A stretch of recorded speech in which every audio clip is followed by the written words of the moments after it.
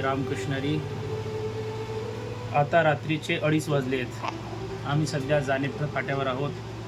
एका कार्यक्रमावरून वापस येत असताना आमच्या गाडीतलं पेट्रोल संपलं. जवळजवळ आम्ही 5 पेट्रोल पंपावर फिरलो. एकाही पेट्रोल पंपावर 3 पेट्रोल पंपावर पेट्रोल नव्हतं आणि 2 पेट्रोल पंपावाल्यांना असूनसुद्धा आम्हाला त्यांनी नकार दिला झोपीच्या कारणामुळे.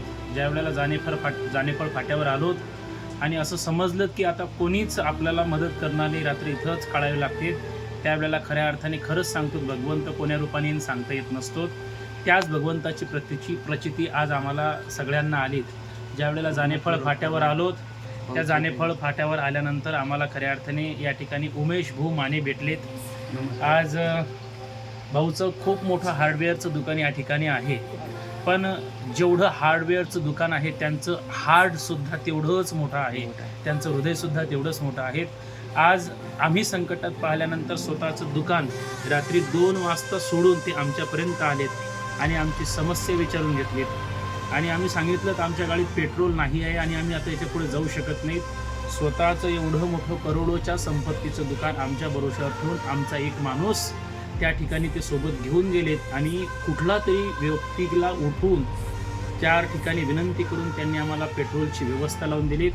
आज लोक म्हणतात, लोक माणूस पण हरलेले आहेत, पण आज उमेश भाऊ मानेसारख्या व्यक्तीला पाहिल्यानंतर नक्कीच असं वाटतं आजही माणसातली माणुसकी शिल्लक आहे आणि खरा माणसातला देव जर शोधायचा असेल तर अशाच समाजसेवेची धारणा ठेवणाऱ्या माणसाच्या मनातच असते. म्हणून उमेश भाऊ जे कार्य करून राहिलेत, एवढ्या रात्री तुम्ही मदत केलीत, मी खरंच सांगतो भगवान परमात्मा आपणास उदंड आरोग्य. आपण मदत केली नाही, आपलं कर्तव्य होतं, कर्तव्यच केलं आपण. तेच अत्यंत महत्त्वाचं आहे, पण त्या कर्तव्यासाठी सुद्धा अनेक लोक आपल्या जबाबदारीपासून पळ काढतात.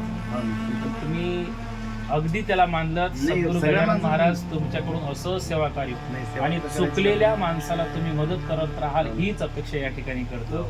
जय श्री गजानन.